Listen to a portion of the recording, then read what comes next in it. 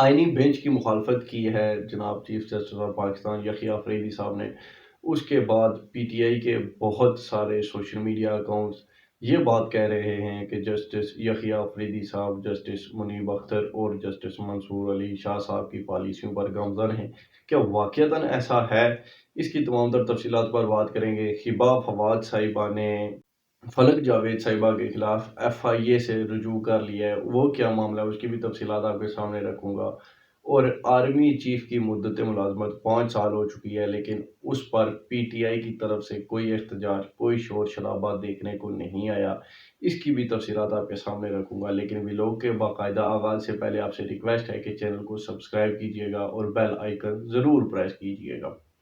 سب سے پہلے بات کر لیتے ہیں جی آئینی بینچ کی۔ آج سپریم کورٹ جوڈیشل کمیشن نے 7 رکنی آئینی بینچ بنا دیا ہے۔ جسٹس امین الدین خان اور جسٹس عائشہ ملک کا پنجاب سے آئینی بینچ کے لیے تقرر کر دیا گیا ہے، جبکہ جسٹس نعیم اختر افغان اور جسٹس جمال مندوخیل بلوچستان سے بینچ میں شامل ہیں۔ اسی طرح جسٹس محمد علی مظہر اور جسٹس حسن اظہر رضوی سندھ سے آئینی بینچ میں شامل ہوں گے، جبکہ جسٹس مسرت خلالی خیبر پختونخوا سے بینچ میں شامل ہیں۔ جوڈیشل کمیشن نے 7-5 کے تناسب سے تقرر کیا۔ سینئر ترین جج جسٹس امین الدین آئینی بینچ کے سربراہ ہوں گے۔ جوڈیشل کمیشن اجلاس میں تجویز آئی کہ تمام سپریم کورٹ ججز کو آئینی بینچ کے لیے نامزد کیا جائے۔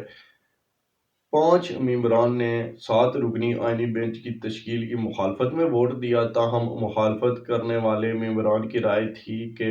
آئینی کیسز کے لیے فل کورٹ بنایا جائے۔ چیف جسٹس پاکستان یحییٰ آفریدی، جسٹس منصور علی شاہ اور جسٹس منیب اختر اختلافی رائے دینے والوں میں شامل تھے، جبکہ عمر ایوب اور شبلی فراز نے بھی 7 رکنی آئینی بینچ کی تشکیل کی مخالفت میں ووٹ دیا۔ جوڈیشل کمیشن کا آئندہ اجلاس 2 ہفتے بعد دوبارہ ہوگا، جس میں سندھ ہائی کورٹ کے آئینی بینچز کے لیے ججز نامزد کیے جائیں گے۔ یہ جو 7 رکنی بینچ اب بنا ہے، اس کی مخالفت میں چیف جسٹس یحییٰ آفریدی صاحب کا بھی ووٹ تھا۔ اس سے پہلی تو بات یہ ہے کہ جو لوگ قاضی فائز عیسیٰ صاحب کے دور میں یہ بات کرتے تھے کہ جی چیف جسٹس بھی اقلیت بن گیا ہے، یہ تاریخ میں پہلی مرتبہ ہوا ہے، چیف جسٹس کی کوئی وقت نہیں رہ گئی، ان کو مستعفی ہو جانا چاہیے۔ تو اب کیا وہی تمام لوگ چیف جسٹس موجودہ جو ہیں جسٹس یحییٰ آفریدی صاحب، ان سے بھی یہی مطالبہ کریں گے؟ مطیع اللہ جان صاحب اور حسنات ملک، اسد عمر سمیت، اسد عمر نہیں، اسد طور صاحب، تو ان سمیت یہ جتنے صحافی تب واویلا مچا رہے تھے، تو کیا اب یہ جسٹس یحییٰ آفریدی صاحب سے بھی یہی مطالبہ کریں گے؟ اور اگر نہیں کریں گے تو تب کیوں مطالبہ کرنا جائز تھا اور اب ناجائز کیوں ہے؟ پہلا سوال تو یہ پیدا ہوتا ہے۔ اس کے بعد کیا جسٹس یحییٰ آفریدی صاحب واقعتاً کوئی پی ٹی آئی کے جج بن چکے ہیں؟ جسٹس منصور علی شاہ اور جسٹس منیب اختر کے ساتھ سیم بینچ پر آ چکے ہیں؟ اگر اس بات کی تفصیلات کو چھیڑا جائے تو آپ کو یاد ہوگا کہ جسٹس منیب اختر صاحب کے چیمبر میں بیٹھ کر منصور علی شاہ اور چیف جسٹس منیب اختر صاحب نے جو آئینی کمیٹی تشکیل دیتی تھی ججز کا، انہوں نے یہ فیصلہ کر دیا ہوا تھا جی کہ 4 تاریخ کو 26ویں آئینی ترمیم کے خلاف فل کورٹ جو ہے وہ لگے گی اور اس کے خلاف ہم یہ درخواستوں پر سماعت کریں گے، لیکن وہ رجسٹرار نے نوٹیفیکیشن ہی جاری نہیں کیا، تو وہ سماعت کیا ہوتی ہے اور کیا آگے ہوتا ہے اس پہ کوئی پیش رفت نہیں ہوئی۔ تو اس کا ایک بڑا واضح پیغام تھا تب بھی کہ جسٹس یحییٰ آفریدی صاحب ان کے ساتھ شامل نہیں ہوئے، ورنہ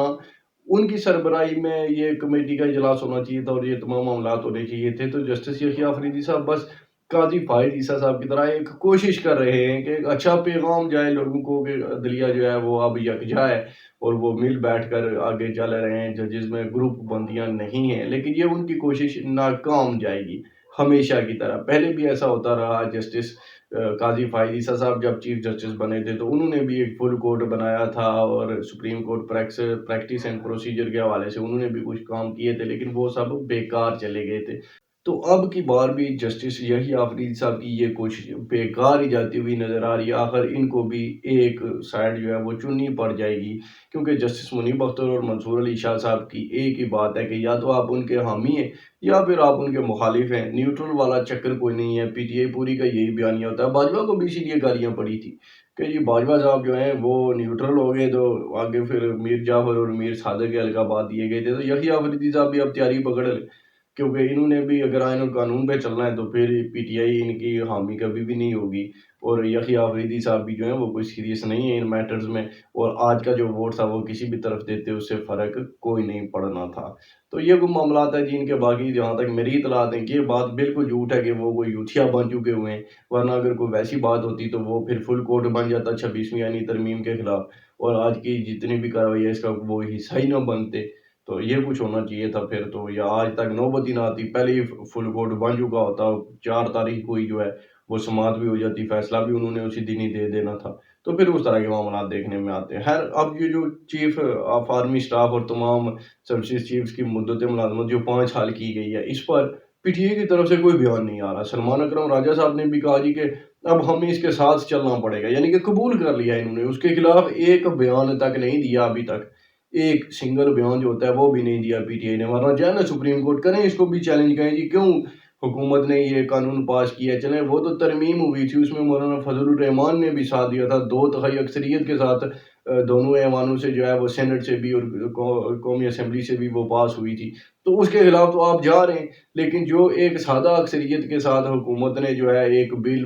پاس کروایا ہے اس کے خلاف آپ بات نہیں کر رہے ہیں، تو یہ کون سی منافقت ہے، کون سا دوہرا معیار ہے؟ یہ آپ کی انڈر اسٹیبلشمنٹ سیاست جس کے لیے آپ نے عوام کو پھدو لگا کے رکھا ہوا ہے اتنے سالوں سے، یہ ہے آپ کی اصلیت کے اس کے خلاف آپ نے ایک سنگل بیان تک نہیں دینا اور لوگوں کے بچوں کو مروانا ہے احتجاج کروا کروا کر، تو یہ ان کی ٹوٹل جو ہے وہ ورث ہے، اور یہ ان کے بیانیے کی ٹوٹل جو ہے وہ سچائی ہے۔ اب ہبہ فواد صاحبہ کے حوالے سے بھی بات کر لیتے ہیں کہ ہبہ فواد صاحبہ جو ہیں وہ جناب فواد چودھری صاحب کی اہلیہ محترمہ ہیں، ان کی اور پی ٹی آئی کے بہت سارے لوگوں کی پہلے بھی سوشل میڈیا پر نوک جھوک جو ہے وہ کافی عرصے سے لگی ہوئی ہے۔ فلک جاوید صاحبہ جو کہ صنم جاوید کی بڑی بہن ہیں، اور عمران ریاض صاحب جو ہیں وہ ان کی خاص بندی ہیں، ان کے دیے ہوئے کوٹھوں پر بھی رہتی ہیں، یعنی کہ ان کے فلیٹ کا بندوبست جو ہے وہ عمران ریاض صاحب نے کیا ہوا ہوتا ہے۔ یہ بات جب صنم جاوید صاحبہ جیل کے اندر تھی تو ان کے پپا محترمہ جو ہیں وہ پوڈ کاسٹ میں بیٹھ کر یہ باتیں کہا کرتے تھے، یہ میں اپنے پاس سے بات نہیں کر رہا۔ تو یہ کچھ معاملات ہیں ان کے، تو وہ فلک جاوید صاحبہ جو ہیں جو کسی دھرنے کسی احتجاج میں کبھی نظر نہیں آتی لیکن سوشل میڈیا پر بڑی ایکٹیو رہتی ہیں، تو ان کی اور ہبہ فواد کا 36 کا آنکڑا چل رہا ہے، کافی مہینوں سے ان کی لڑائی چل رہی ہے، کیونکہ پی ٹی آئی کا جو سوشل میڈیا نیٹ ورک ہے وہ کسی نئے کی انٹری برداشت نہیں کرتے۔ یہ پہلے دن میں بہت ساری گروپنگ ہے، کبھی آپ دیکھیں سولجر سپیک ادھر لڑ رہا ہوتا ہے تو آگے سے جناب یہاں سے ان کے جو فواد چودھری صاحب ہیں وہ بھی کسی نہ کسی کے ساتھ لڑ رہے ہوتے ہیں، وہ سلمان اکرم راجہ صاحب الگ انہوں نے کٹا کھولا ہوتا ہے، شبلی فراز کی کوئی اپنی جماعت ہو رہی ہوتی ہے، اور جو ان کے پی کے وزیر اعلیٰ علی امین گنڈا پور صاحب ان کا بھی ایک اپنا دھڑا ہے، تو بہت سارے دھڑے بیسیکلی ہیں، اور یہ تمام لوگ ہی آپس میں لڑتے رہتے ہیں۔ عمر ایوب کو بھی ٹارگٹ کیا ہے ان لوگوں نے کافی مرتبہ،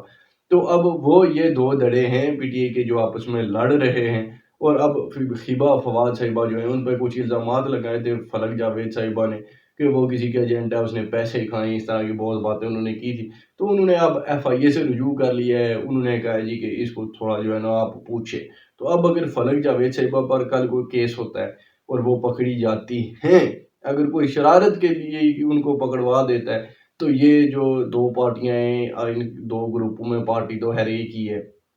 پر یہ 2 گروپ آمنے سامنے جو ابھی سے آئے ہوئے ہیں ان کے درمیان دوریاں زیادہ بڑھ جائیں گی، اور پی ٹی آئی ٹوٹ پھوٹ کا شکار ہو جائے گی، کیونکہ پی ٹی آئی کے بہت سارے لوگ اب بھی فواد چودھری صاحب کے لیے نرم گوشہ رکھتے ہیں۔ اب تک کے لیے اتنا ہی تھا، سبسکرائب ضرور کیجیے گا۔